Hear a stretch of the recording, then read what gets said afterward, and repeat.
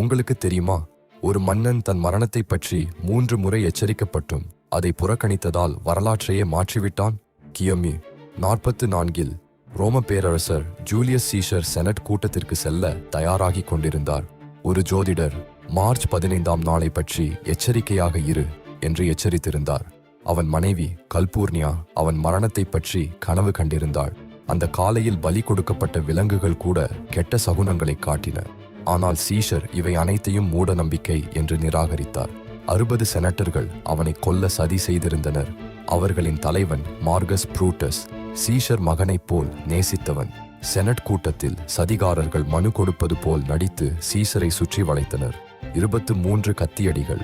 ப்ரூட்டஸின் இரத்தம் படிந்த கத்தியை கண்ட சீஷர், நீயும் ப்ரூட்டஸா என்று கேட்டு இறந்தான்.